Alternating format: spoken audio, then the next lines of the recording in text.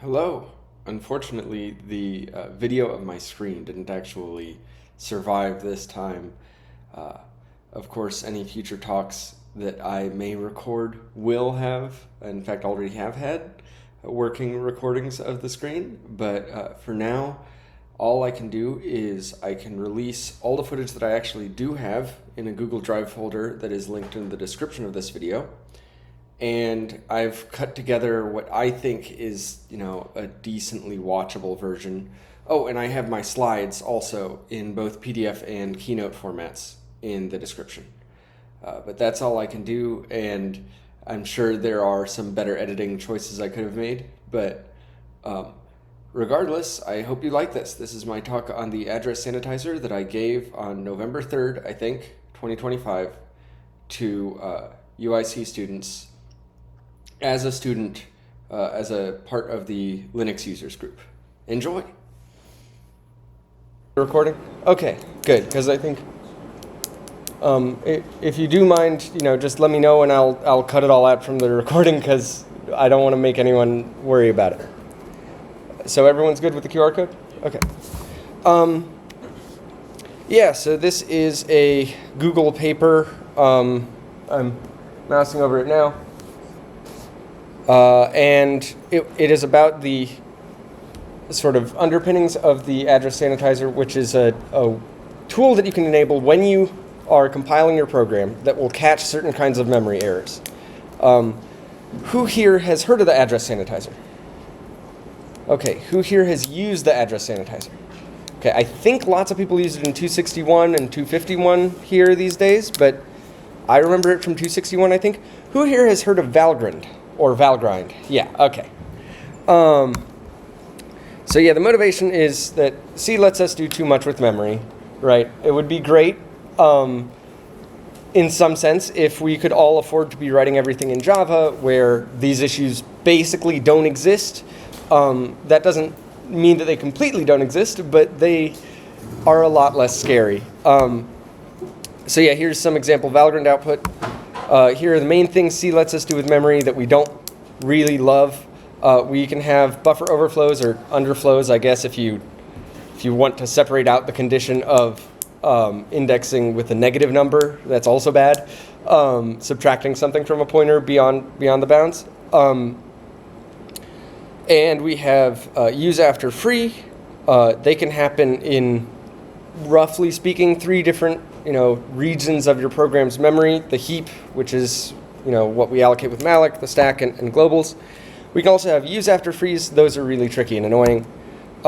We also have sort of another fun one that I always like thinking about because it's a pretty simple C program that you can write that doesn't make much sense, but it can be confusing, which is use after function return. If you return a stack pointer, right, that's a problem because logically, you can think about the next stack frame, the thing that you are returning a pointer into, as having been freed as soon as that function returns. It might be reused by any later function that we call. And we see that in this silly program that I wrote it to have an invalid read of size 4. This is using Valgrind. And then at the end, it also told me about a leak. I honestly can't remember right now if address sanitizer detects leaks. I don't think it does, but I think it could. But the main point is to catch these buffer overflows and these use after freeze. We can do better than Valgrind, though. Valgrind is annoying for a couple of reasons. One, it's really slow.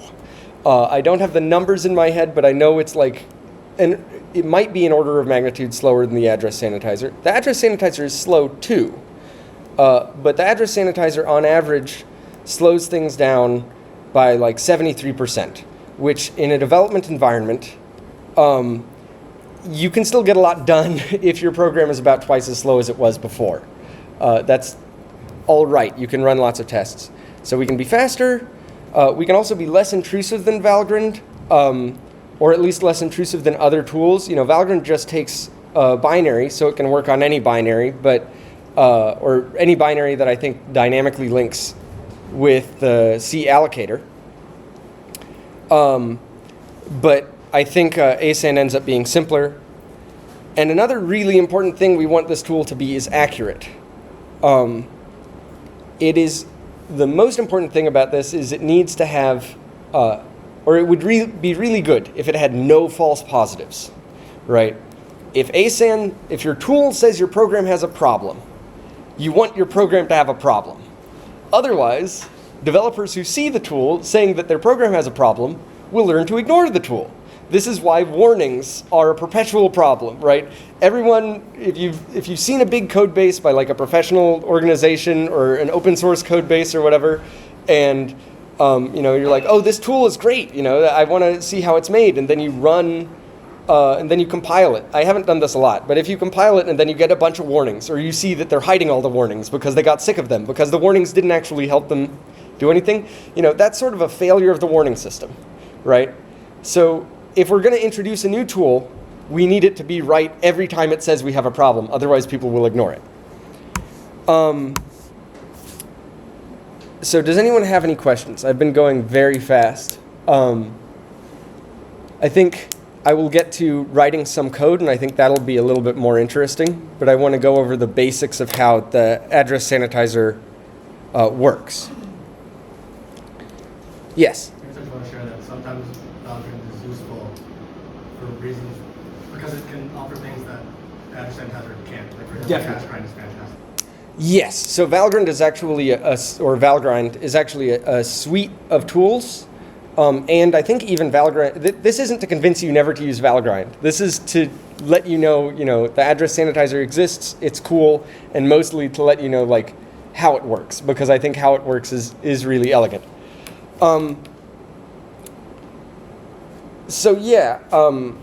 The main thing that I think is easiest to see, or easiest to think about, is that address sanitizer, when you compile with address sanitizer, it changes how malloc works, right? Normally, malloc just gives you a chunk of memory, and it's going to try to use not much more memory than the memory you're asking for, if possible.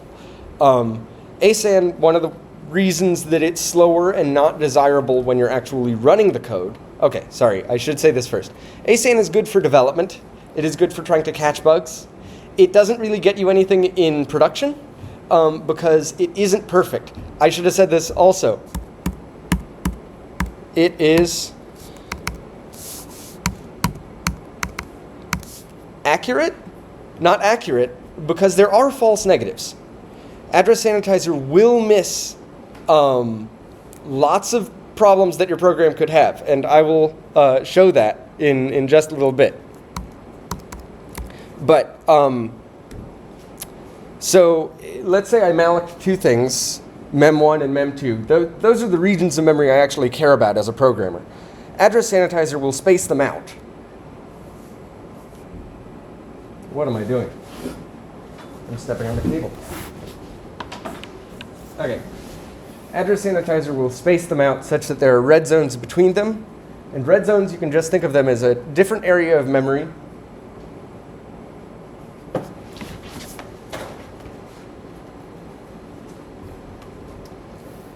Let me know if that's a problem. Has it been doing that a lot? Okay. Red zones, you can think of them as a different area of memory that is special in a way we'll get to. But your data is definitely not being stored. This really just isn't something I'm equipped to fix, so I'm sorry. Your data is not necessarily being stored in the red zone. It is not being stored in the red zone.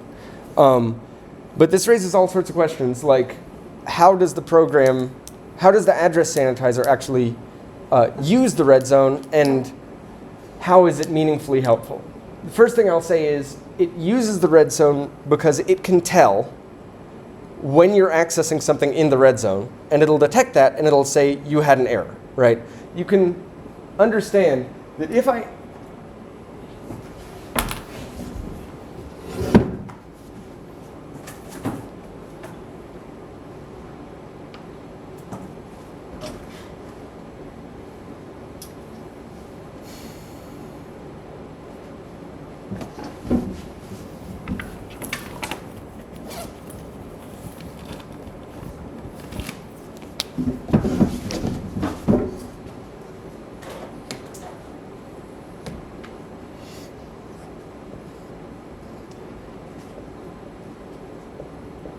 Okay, you can understand that if I do access, I messed that up.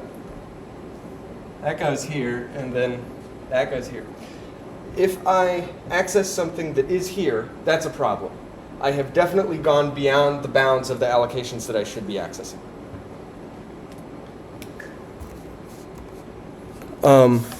So the actual way that the address sanitizer works, the actual way that it determines, whether you're accessing something into the memory, whether you're accessing into the red zone, is by having what's called shadow memory, which is basically memory about our memory. This comes up kind of a lot in lower level things, so I think it's a really cool concept. It is not intuitive at all. You think about, we have memory, we use memory in our programs to store the data that our program cares about, right? If we want to track information about the memory that we have, it feels like we have a problem, because if we want to describe all the memory that we have, where does this memory that describes the memory go? It has to be in memory, so I guess we fundamentally, where do you fit it, right? The way this works is that we set aside some of our memory just to describe the rest of our memory. And I have a silly thing that happens here, because this reminded me of the, yeah. Oh, your video is not actually capturing you. That's fine, I don't care. Thank you, though.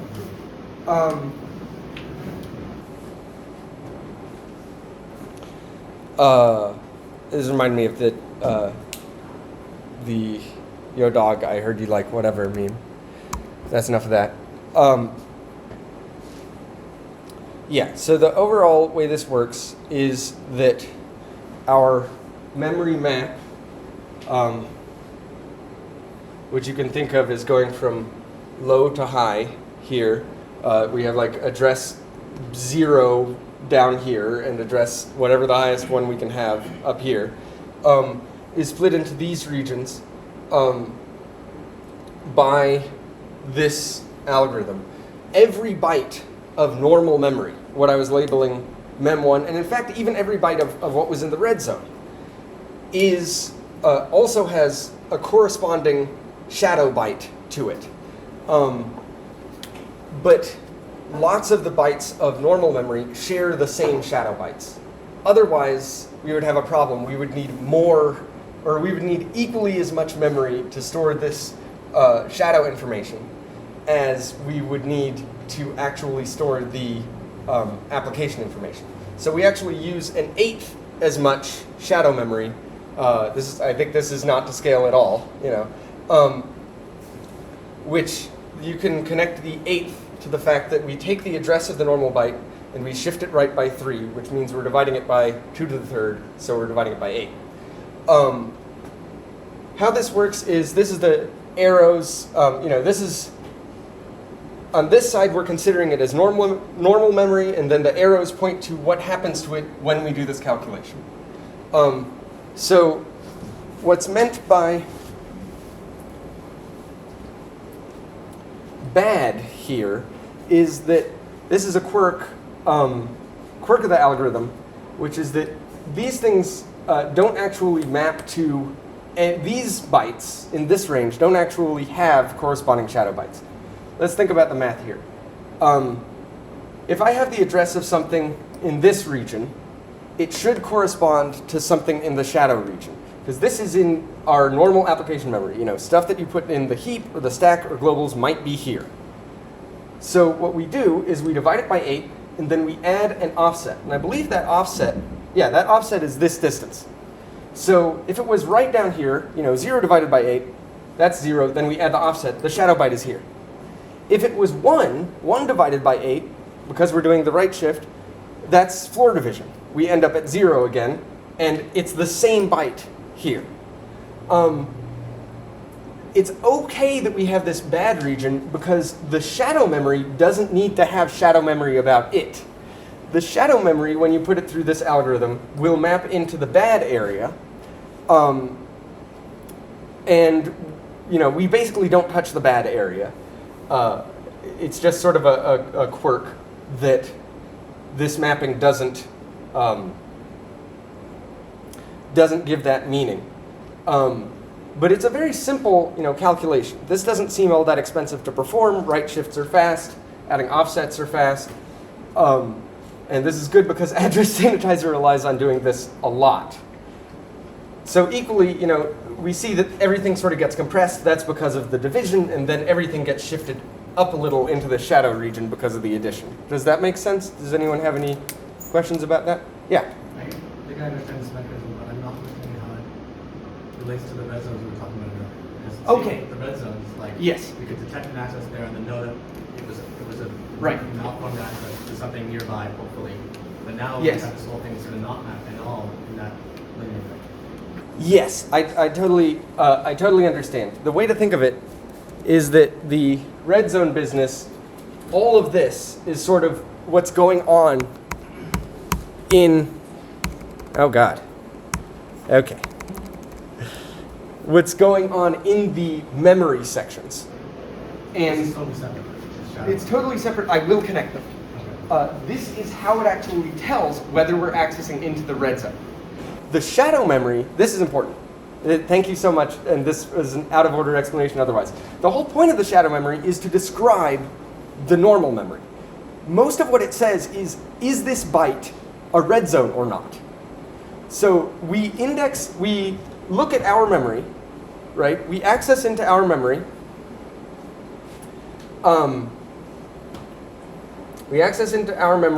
We can check what the shadow byte corresponding to that region of memory is. And if the shadow byte says this region of memory is in a red zone, then we know we screwed up. The shadow byte is the only thing that determines it's a red zone. Do you have issues with this? That implies you have to instrument every memory access. Right? Yep, Just that's tag the that's page. what you do. So why can't you just tag the page? Because I'm not writable. Oh, okay. And So then check the DLS. that's a good question. So he's bringing up tagging pages. Does anyone know vaguely what a page of memory is? Okay. Does anyone not and is curious? I'll try to give a simple explanation. Okay. So the operating system plays a role in managing your memory. When you, a program or a process, I should say, ask for memory from the operating system, you do so in chunks of pages. And the operating system can step in whenever you access a new page that you haven't accessed before. When you access a page that you already had access to, usually the operating system doesn't get a chance to say anything about that. But if you're accessing something new, and then it does. And the reason is, in the paper, I'm mostly skipping over this because it's a bunch of prior work, and I think it's a lot more complicated. And as I understand it, ASAN is state of the art. In the paper, lots of previous things work exactly that way. Working at the page granularity means you waste a lot of memory. This wastes a lot less memory because the red zones don't have to be as big as pages. Pages are 4,000 bytes, typically. We waste virtual address space, but then this wastes computation. Yes. Like massively wastes. Yes, I believe that most of the schemes that were prior work wasted more computation time, but I am not sure Just put a entirely. red zone here and a red zone there, and it's all in virtual memory. You're not using any memory. You're just wasting virtual space, and it's instant, right? It's just a trap. You don't need to instrument every memory access. Well, okay, so you kind of, there's a trade-off. Yeah, go ahead. How do you do like allocations on the page? You don't have to. You don't have to. Just put 4 kilobytes or 4 pages, 8 pages, 4 pages after. Mark them all. None of them have to actually be back in the physical memory. Right. Okay. No, the question is the allocation is smaller than the page. Right. Exactly. That is the problem. Oh, I see what you mean. Within that page. Yeah. Yeah, that's So the problem. yeah. So there's the trade-off is either if you're doing it at the page granularity, the trade-off is either your allocations, no matter how big they are, you give them a whole page. And then you don't actually detect most of the out of bounds because most of the out of bounds will still be within that page. Or you give a bunch of allocations one page, but now you're missing a bunch of accesses. I don't know how that prior work works. That's a combination of both would be even better. It might be, yeah. So we're doing entirely virtual, there's no knowledge of physical addresses. Okay, so all of this, yeah, I should have said, all of this is physical address, all this is virtual address space, my bad. All this is virtual address space. We do end up allocating actual memory, physical memory for the things that we touch. The reason this scheme works at all is because virtual memory is a wonderful abstraction that means that we can just sort of say, there's this region that we can index into, and we only expend, the physical memory when we index into it. Because, lazily, yes, because virtual memory is lazy. It's faulted on demand. It only comes into physical memory when you need that page. Because this is 1/8 of your address space. On a 64-bit machine, that is huge, right? And we need shadow memory for every, we need this. We need to be able to think about this as a contiguous chunk of memory. But we don't actually need all of this in physical memory at all, because we only need it to talk about the memory that we're actually using. So we end up using a fraction of this physically, just as we end up using a fraction of our normal memory physically by virtue of being a program that can actually run in 16 gigabytes of RAM or something. To explain why it has to be like this, everyone, is that 1/8 of 2 to the 64 bytes is 2 to the 61 bytes. Yes. Nobody has that much RAM. Nobody has that much RAM. It's lovely because the 32-bit address space is actually like 4 gigabytes. You can think about that, right? These days we deal with that. The 64-bit address space is that times itself. It's absurd. I don't know if we've manufactured that much RAM. So the way this works, the really tricky thing is, to me, is we have this shadow memory, but we only have 1 byte in the shadow memory. Do you have a question? Or okay. Yeah, interrupt me with questions. You don't even have to raise your hand. We only have 1 byte of shadow memory for every 8 bytes of real memory. And this needs to record whether any given access is going to be valid or not, right? We need to record, specifically, we need to catch if it's in the red zone. We can't actually catch if it's valid or not. I'll get to that. It's a giant limitation. But we need to check if it's in the red zone. What we can do is realize that we're thinking about an 8-byte chunk of memory. This is like our application memory. And there are 9 relevant states that this can be in. If it is aligned, so typically malloc gives you 8-byte aligned chunks anyway because some operations require 8-byte alignment. And I believe ASAN imposes this restriction on all of your memory. It says that all your stack variables are also 8-byte aligned. So that's a penalty you're paying as well. All your globals are also 8-byte aligned. If it's 8-byte aligned, it can be in a couple of different states. It can either be none of these bytes are allocated. 1, 2, 3, 4, 5, 6, 7, or 8 bytes are allocated, and only from the left. If we have something like this, that is not actually valid because then this is an allocated byte that is not aligned to 8 bytes, right? So with these 9 states that it can be in, the wonderful thing is that 9 is well less than 2 to the 8th. We have a byte of memory to describe the state of this region.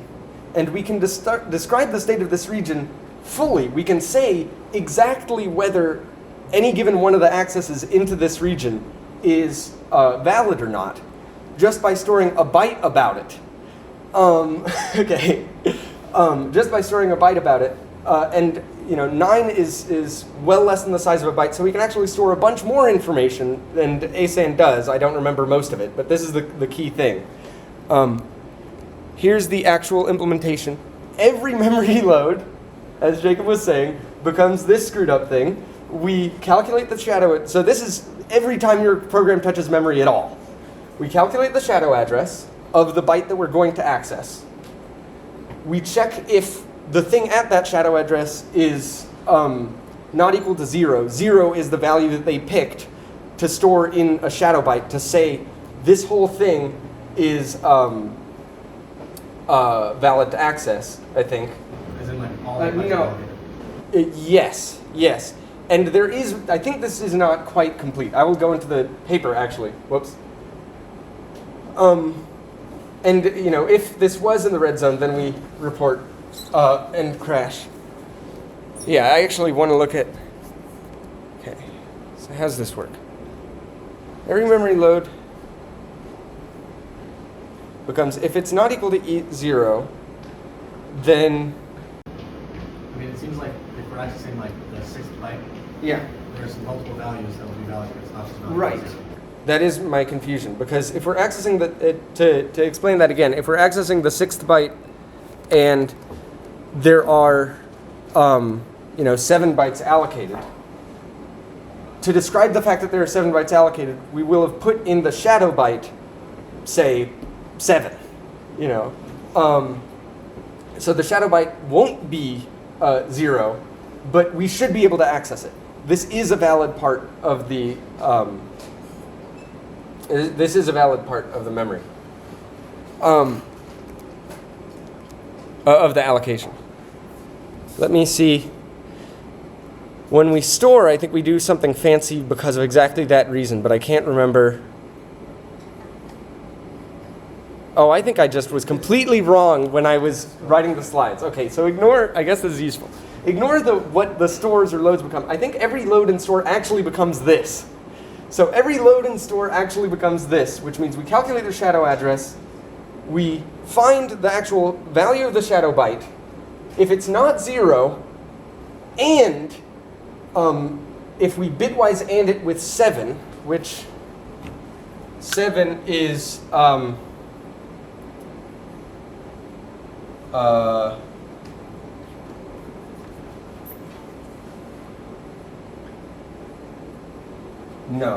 Yeah, that's it. Yeah, it is. Okay.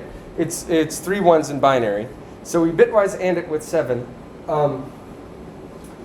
which means that we only take the lowest 3 bits of the shadow byte. And this is Of the address. of So it's address. oh no, you're right. Okay, of the address. Yes. We only take the lowest 3 bits of the address, which means that we're only caring about the bit that is within that 8-byte chunk. We're getting the distance, how much not inline is it? Yeah, How- we're how getting- far past the boundary? We're getting this. It's effectively doing modulo 8, actually, isn't it? That is what this is doing. And one Yes, is exactly. modulo 8. It is doing modulo 8 on the address. Basically, this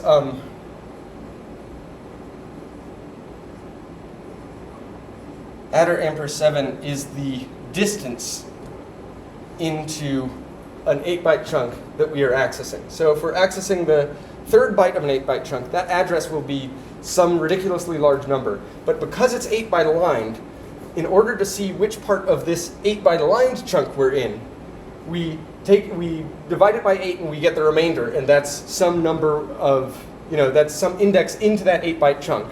So now, with that information, we can see whether or not it's valid by doing some math on that, whether or not this access is valid, by doing some math on that and comparing it to the value in the shadow memory. The value in the shadow memory, oh god, it also depends on the access size, right? Because some accesses actually get multiple bytes of memory. So we care about the address of the last byte that we're actually touching. If we're pulling 4 bytes from memory, we care about the fourth, we care about 3 after, I think, the address that we're actually loading. Because we need all of those bytes to be within the valid bit of this the valid part of this 8-byte chunk. So if this distance plus the access size is greater than k, which is the value of the shadow byte, which is the amount of the memory in this 8-byte chunk that is valid to that is valid to access. If it's greater than that, then we know it's invalid to access. We know we're touching that white area at the end of the 8-byte chunk. And then we report and crash. So we know that we were in the red zone at this point. Does anyone want me to go over that again or try to explain it in a different way? One thing I'm just curious Yeah. about, why the, I guess you could go back in the slides to the actual shadow byte itself. Why isn't it? So this is not the shadow byte. This is application. I don't have a slide on the shadow byte. I should. But one thing I'm wondering, why is this, why is it counting like 1 bit or 2 bits is for 2, and so on, instead of, this is, well, importantly, these are bytes, each of these, not bits. But go ahead. okay. Do you have a different question, or? Wait, I thought Yes. this was 1 byte representing 8 bytes. So this is the 8 bytes, but this is a fair point because typically we write like a byte horizontally like this. It might have been nicer to do this vertically or something, or definitely have a separate slide on the shadow byte. Running the bits in the byte usually, it's reversed. Oh yeah, no, that's true. Usually, if you were writing the bits in a byte, you would start with 7 because the most significant bit would get the highest number. But it doesn't matter. The point is, this is our application memory. If we wanted to talk about, the shadow byte, this is important. So right now we're looking at a chunk of memory where any memory access within this chunk is going to be invalid. Nothing is allocated here. This is red zone. So then the corresponding shadow byte is going to have the value 0. Here it would have the value 1, and so on. The shadow bytes, the higher values in shadow bytes are used for different things, so the actual thing that memory loads and stores turn into is something a little bit more complicated. And the reason it's used for different things is because the address sanitizer actually gives you way more information than just this. Is that where like the code like F3 or whatever comes from? Because I know Sorry, that what? whenever I get an issue with recorded by the address sanitizer, Yeah. it has a bunch of like codes. So is that Yes. Those are, we will look at that in a second. In fact, it is getting to the point where, yeah, that's the last slide. It is getting to the point where I want to show a little bit of code. I have my editor here. It should be bigger. And I'm just going to write a really silly program. And to do that, I'm going to, no, I have std.io, good. I'm going to print out, okay, let's first write, a reasonable program. I'm going to print out the integer 5. And I'm actually going to use Clang because I think it works better for these demonstrations. I found anyway. that's true. That's Clang anyway. Yeah, if you think you're running GCC on macOS, you're not. You're running Clang. I'm Unless sorry. I think on the Intel chip versions you can. Yes. Maybe. Well, I should say you can get GCC via boot. If you're running the GCC that you got by downloading something from Apple, you're running Clang. It's sort of strange. But I need to remember to save my code. If I run that, this works fine, right? But if I add 1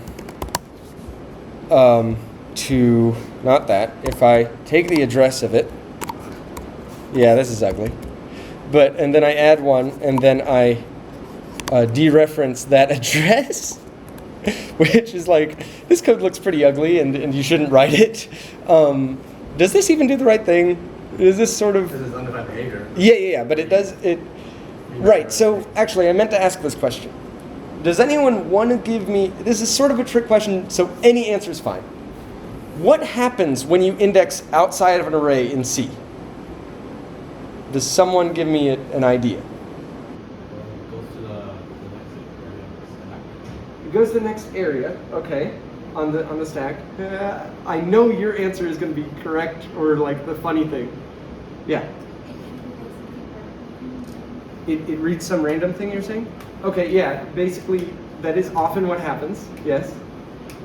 I want one more answer, and then I'll ask you. What? Your code won't work? Code won't work. Your code will do something that you don't want it to do. That is true. I think all of the above answers that were shared Yes. so far are valid, and the reason is that you break the assumptions made by the compiler's abstract state machine, and anything can happen. Yeah, so the rules of C are that you don't do this. Compilers are allowed to tell you, no. Compilers are allowed not to tell you if you broke the rule. And this is very useful for the kind of language that C is. This is undefined behavior. The correct answer is, I don't know. It is completely up to the compiler, and the compiler writer knows something about your hardware, so the compiler writer knows whether your hardware is going to do something.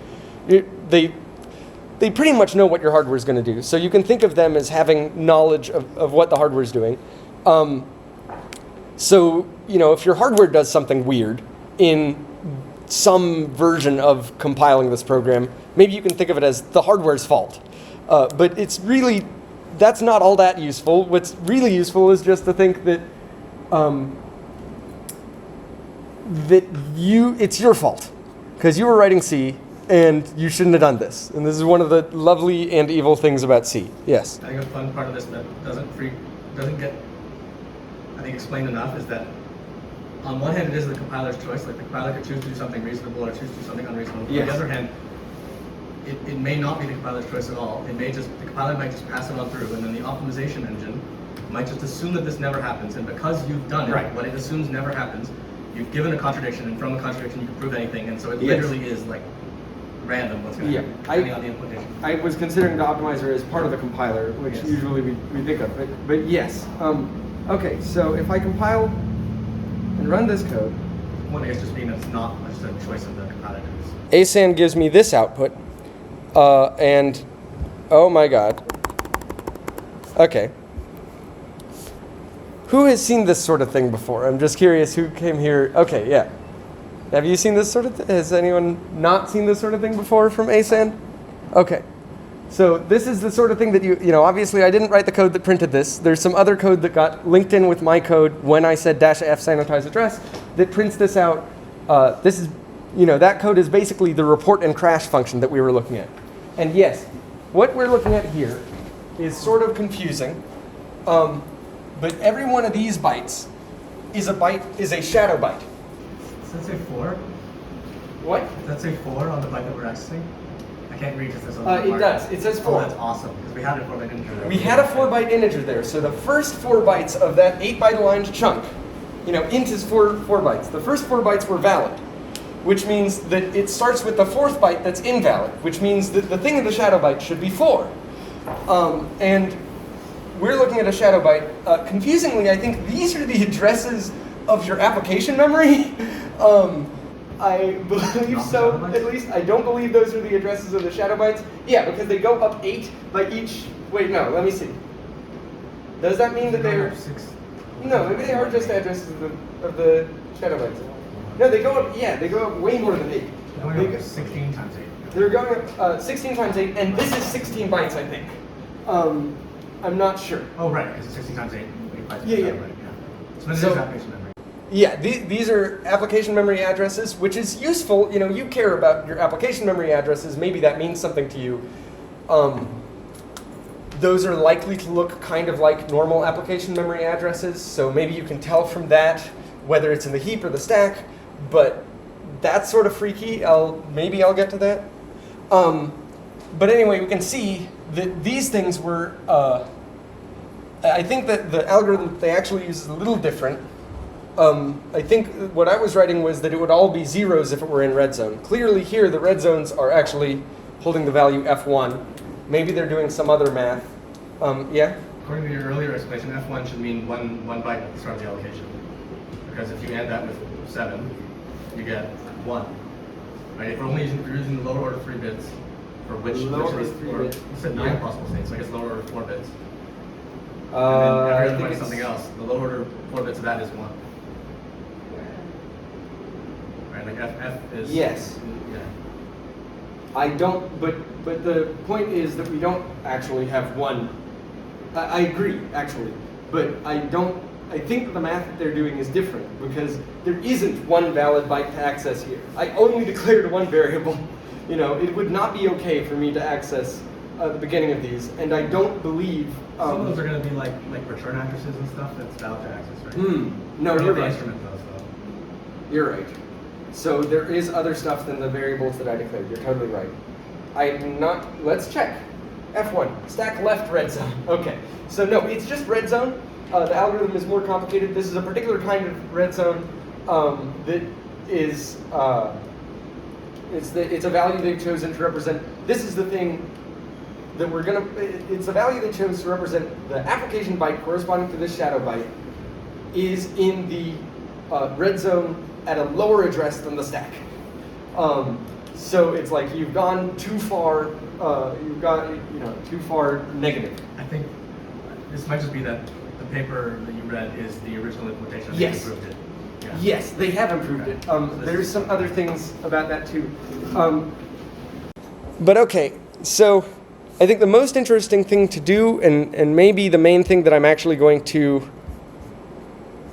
show, because I don't know most of what is going on here, you can see that they have a bunch of different definitions for different kinds of red zone. But the most interesting thing is there a way that we can break it? I've been saying that this has no false positives. Does anyone have any questions why it has no false positives? Because the intuition there, or the understanding there, is kind of the most important thing, I think, about understanding this.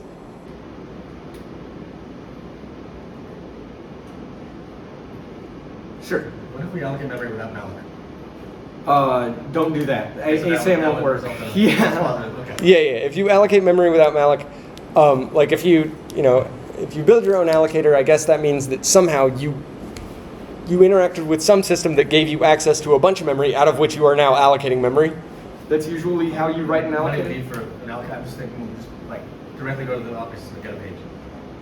And it wouldn't know yeah, about yeah, it, so it yeah. wouldn't be- It wouldn't know about it, and So I false think you're positive screwed. there. Yeah, yeah, yeah. Okay. So wait, is that a false? Yes. Yes, that's a Let's false say you're positive. good, but you're Right. not, yeah. You should be good because you are using a page that you got the right way. They may instrument the system call like wrapper functions. I got inline assembly. It's fine. I don't know. You got inline assembly, then yeah, like good luck. It's not, you can break anything. But you can't break anything. Is there any way we can break something without doing that? Is there? Well, I guess the point is, if we use malloc and we use the stack and we use globals, ASAN.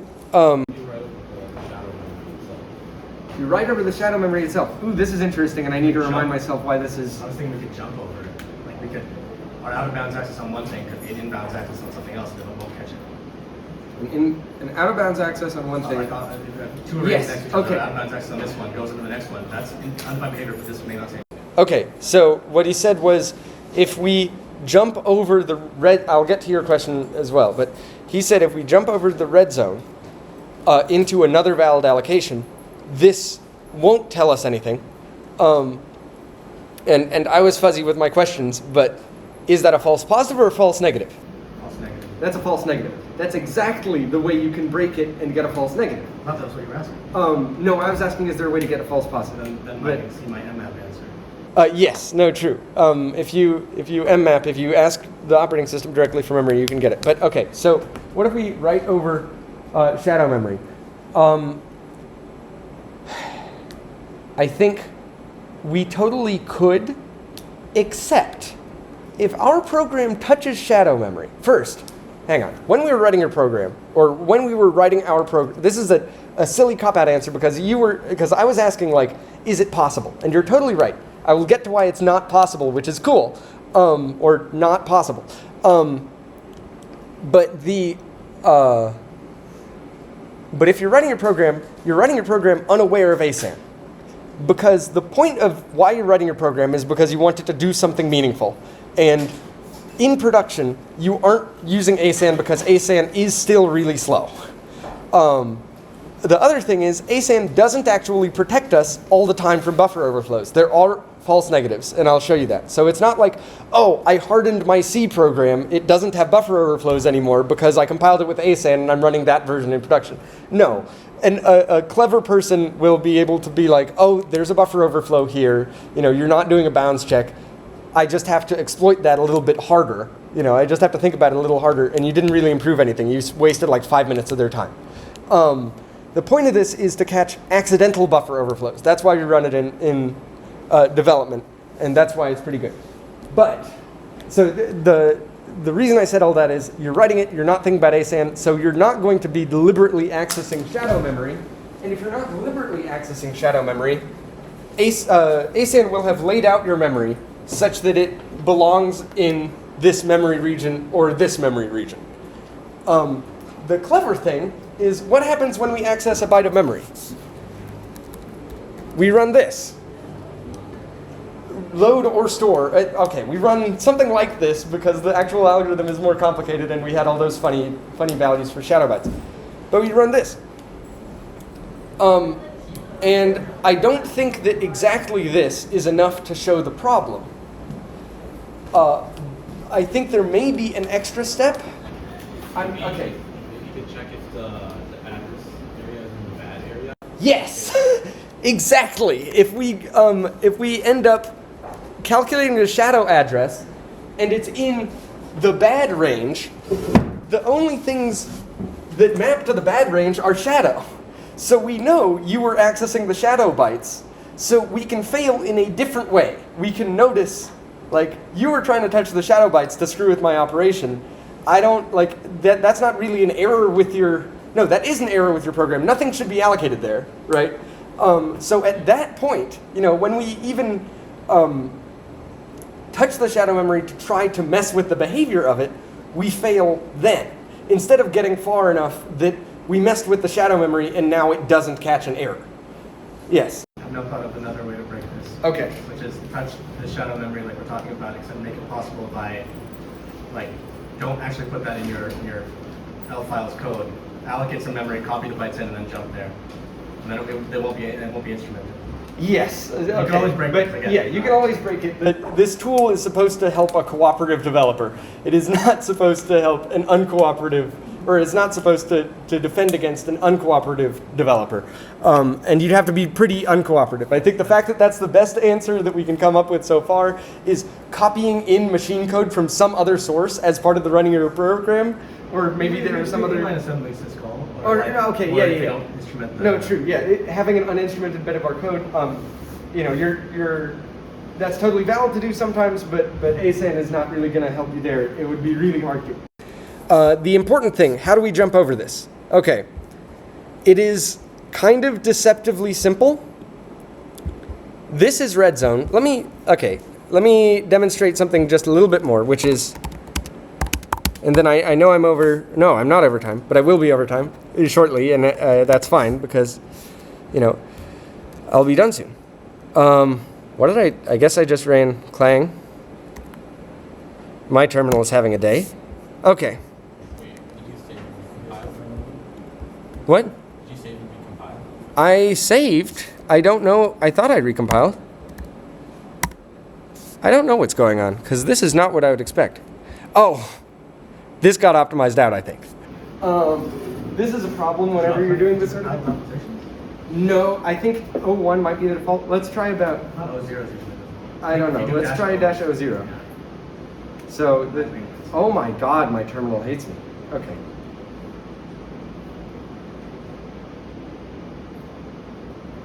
I mean, there are still some applications, but I don't think it moves. What in the world? Okay, that was the command I ran. My terminal is just having a day. -00. What is going on? I think this may be one of the optimizations you can't turn off. No, I don't know. It's not. There's no way. No? I think what's happening is that each of these is given its own 8-byte chunk. This is happening before, like on the AST before. I'm assuming somewhere in the stages of the back end of the development of the compiler, and in X and in Y both of their own aligned 8 bytes thing. So if you don't think 4 bytes is not going to, you have to jump 8 bytes. 2 plus 2. No, I'm not trying to jump it yet. I'm trying to see. Oh, You're I'm hoping being not get silly. an error here, right? So 2 plus 2.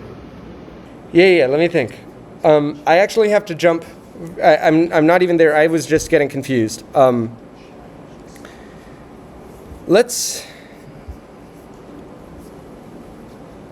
run this in GDB just quickly. Because I was getting confused. I was thinking that this was application memory. It is shadow memory. I was making a very silly mistake. If I run this and then I run it in GDB. That might not work. It doesn't work on my M.2 thing. Do you see what I'm saying though? The line, like I think if you align int x Yes. 8 bytes and you align int y 8 bytes, doing Yes. plus 1 is plus 4 bytes. It's not No, like you do I- plus 2. I agree. Okay. You have to do +2 to be in the first byte that has its own shadow byte for the red zone. We actually have to add a significant The more actual red zone. to jump over the red zone. Yeah, okay. But what I'm trying to see is to make sure that what I should have seen in the shadow bytes is a 04 somewhere, and then some F3s or whatever, or F1s or And whatever, another 04. and then another 04. But let's just see. Oh my.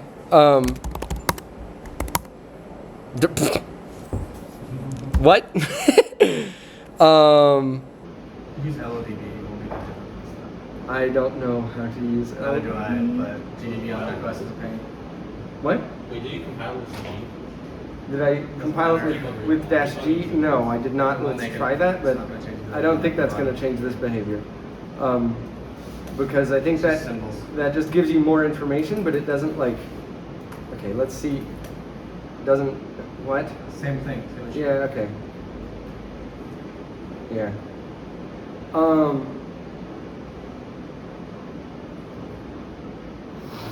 This is real annoying because GDB is You definitely can how always it is. engineer, instead of doing +1 or +2 or plus, you can Yeah. calculate the difference in the pointers, which is also kind of undefined behavior, but True, it you is, do like but amper y yeah. minus amper x. I'm just really confused as to why I'm not seeing what I thought I would see in here. I am seeing 04, then all these. Okay, what does the ground truth of this? Let's say we just print out x and y and x, and then we compile. We just compile and then we run. It prints out 6 and it prints out 5. Okay. Oh, it was optimization because I bet this is how you prove things. I guess you make a hypothesis and then you Oh, I don't think it was you see it. optimization.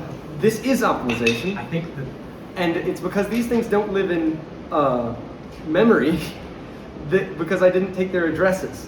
If I run this in, if I run this code, not with those zero, everything is stacking those zero. That's not.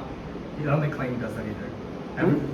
It doesn't like. Oh, use it's any register zero, allocation. right, The point okay. is it's faster. Interesting. I was thinking maybe because you don't ever actually read it, that the instrumentation never inserted the check there, and like never gave it a shadow byte to save time.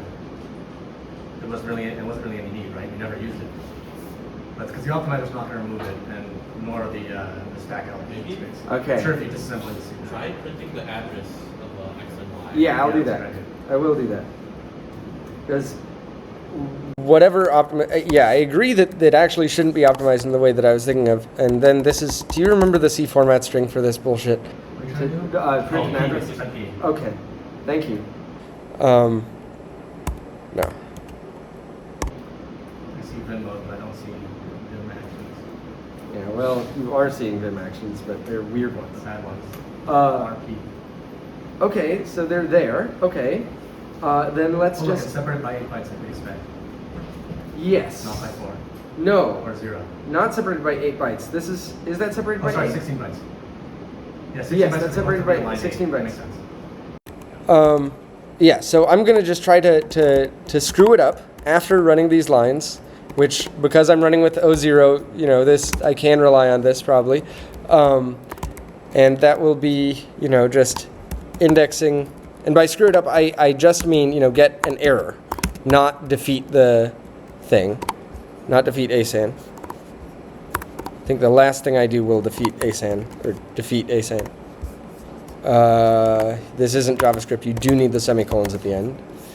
I think the good news here is that the fact that it's taking us so long means that we're already an uncooperative developer. We are already yes. There we Okay, go. this is what we wanted. Okay, I don't know why it took so long to actually get this behavior, but we have shadow bytes that look like the memory we put here. Okay. Anyway, I'm in a much better mood now, unsurprisingly. So, how much? So, like, we're accessing right here. How far away do we have to access in order for asan not to notice it? Adding to any of these pointers, to be clear, doing anything that looks like this with any value other than 0 here is UB, as far as I understand it, because you can't say, I'm starting with a pointer to this region of memory on the stack, I want to look at this other region of memory. So if we put anything other than 0 here, there's a problem. Is there something we can put here where asan won't notice? 4. 4. Why 4? Separated by 16 bytes and an int is 4 bytes. That's So what I'm thinking, too. 4 times 4, and it's separated by And then 16 if you look at the shadow bytes.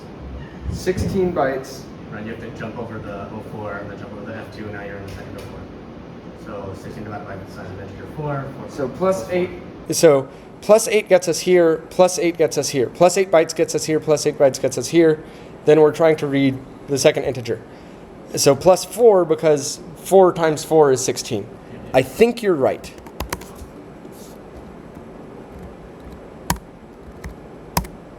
Yep. Hey, there we go. We messed everything up. So what we actually did here is we printed y from a pointer to x. You can't do that. Now compile it with -03 and let's see what happens. Yeah, something screwy will happen, and thank you for your time. I hope this was fun. I did want to just mention one more thing. You're totally right. This came up, and this came up when I was investigating it as well. Also, please scan this if you want to give me any feedback or see. I'll have a bunch of other a few other resources that might be useful. A link to the paper, a copy of the paper, and a copy of. Oh, I forgot to tell you. Even if you don't scan that, the paper's easy to find. You type asan paper into Google, it's the top one. And the other thing is this. This is a GitHub wiki. It has been retired, but it was way more recent. You can see this page was edited in 2019. Way more recent than the paper. It covers more fancy things about what they did with asan. Specifically, I never talked about, and the paper doesn't talk about, how they handle stack use after return errors, which is something that they do detect. Everything about that, and it's a neat technique that they use, but it's also sort of a frustrating technique if you're not thinking about it, like frustrating to learn. But it's a fun Easter egg. It's in here definitely. You just have to click use after return on this page. And that's linked in from this QR code. So yeah, I hope this was interesting. Like I said, my last interview at Apple was talking to the guy who would be my boss's boss, and all he wanted me to do was prove to him that I had read and understood this paper that I've been describing.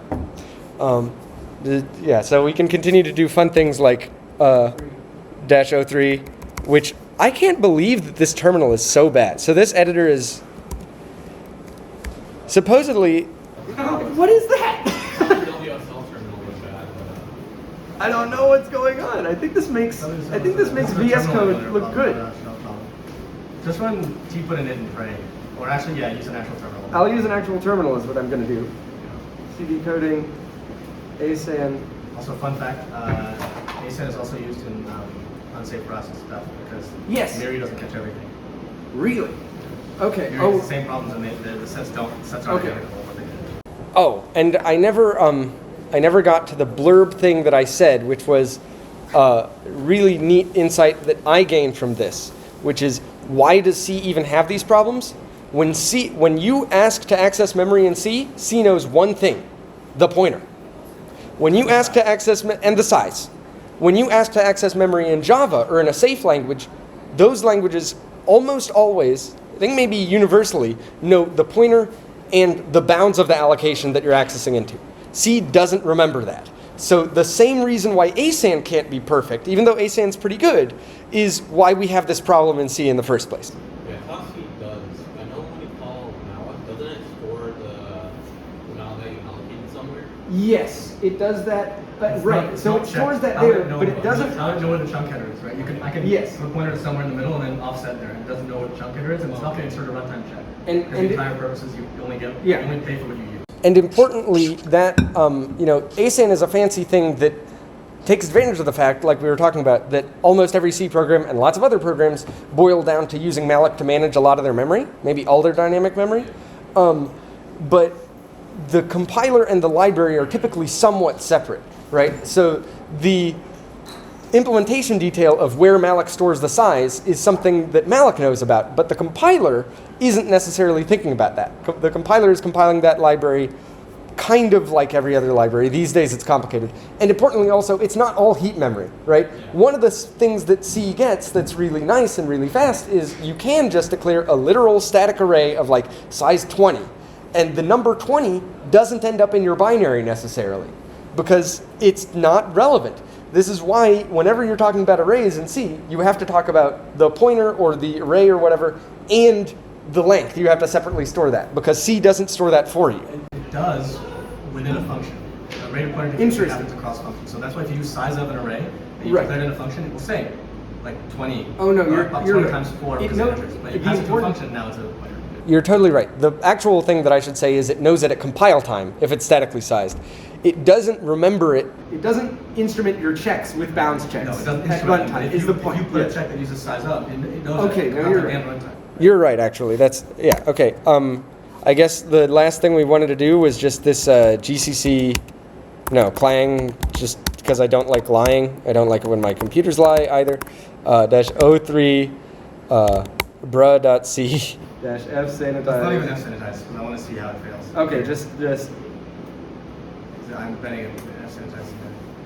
1, Okay, and what were the values there? 5, and 6. So we Undefined behavior, there we it go. somehow found a 1 out of this. This is classic undefined behavior. I have no idea what the compiler My did. bet is if you look at this assembly, it's not even doing any memory access. Oh, it has to be doing memory access. You gave them comment out the printing out of the address. Oh, God. Try again. Yeah, no, this will definitely change it because you'd think, the thing that changed was what this printed, right? If I change this and then I rerun. Look at the comment on the other one too. The printer's still Oh, printing. no, you're right. Yeah. Well, we're still taking the address of it here. Yeah, So no, this the other one, one. X will be in memory. Oh, why? You're right. Yeah. Because C will put a thing in memory typically if you take the address of it ever. Otherwise, the optimizer might, make it so that it only appears in your assembly and a register when it gets put into a register by your assembly. But if I do this, then I bet the number that gets printed out is not 1 this time. There Yeah. we go. Because C doesn't care. Actually, We're print that breaking as the text. rule. What? Print that out as text. I'm curious if it looks like something. Okay. Because it might be a return address or something. Does anyone have anything more? Not to say that this isn't fun. This is fun. Does anyone have anything more relevant that they have a question about, or? Would Valgrind catch that error that address sanitizer missed? I don't know. I don't know much about it. So the prior work section, I'd say that the ASAN paper is a great read because I was able to glean a lot and feel like I could go a lot of places from reading the prior work section, but the real fun was that ASAN was a great read because the prior work section is kind of long and daunting, and it's like, oh my god, all the previous things that they're talking about sound complicated, partly because they're glossing over it because they're not, that's not what this paper is about, right? And then the actual algorithm, which I've explained as best as I can, is, I think it is true that it is much simpler than most of the prior work. I took a look at the paper when you sent it to me. The prior work was not all trying to solve the same problem. Like one of them was true. called like tank tracer or something, and we used Yes. it in compound for something totally separate. It's like a Yeah, no, it's it's not. expectation. I shouldn't be dismissing the prior work entirely. I definitely shouldn't only give you a negative impression of the prior work. That's not the point. The point is that the way that ASAN succeeds, where a lot of this prior work has a deficiency, whether or not it's an actual practical deficiency, is that ASAN is almost universally more elegant. Like, it is really simple. It has all sorts of problems, but it's amazing that something this simple that is not all that intrusive, right? We just have to, I mean, okay, it's intrusive, but we have accesses to memory. We can detect those. It's not like we have to know a shit ton about the semantics of C. We just need to look at the accesses of memory, instrument them this way, instrument malloc this way, instrument where we put stuff in memory, and the rest of our code is not like completely futzed with. So if we do something like want to apply this to unsafe Rust, which is a significantly different language in many ways, it's not that hard. Also, this algorithm is basically unchanged between both Clang and GCC. It was developed for Clang, but it was also put into GCC. Actually, the fact that it was developed for Clang means that it's going to work on Rust by virtue of the fact that Rust Yes. by default uses LVM. Yes, and well, yeah, the fact that it was developed such that it didn't depend so much on Clang, but mostly On the LVM, back end, yeah. is the really cool thing. But yeah, I don't really have anything else for you. But thanks for coming, and I hope you learned something. What was that form again? That Yeah. Oh, thanks. Well, also, my guess is, for your question about would Valgrind catch it, I think probably it might. Because I'm highly doubting that, since I think Valgrind uses it's 1-to-1, not 1-to-8, I think Valgrind, the plus 16 might not be enough, it might be too much or something. Yeah, Valgrind also uses shadow memory, I think, but it has a more complicated way of turning. But shadow It's memory, the similar. concept is just meaning memory about our memory, meta memory, that sort of thing. The way that it figures out what byte of shadow memory corresponds to what byte of real memory is more complicated than how ASAN does it. ASAN just does this shrink the space offset. Just divide by something It's 1-to-1, constant. so I imagine it's just plus an offset. Just go to the second I check. don't think so. Was it not I one-to-one, think or there. is it not? I don't know if it's 1-to-1. What I know is the paper said that there was like a multi-level structure involved. Okay. So,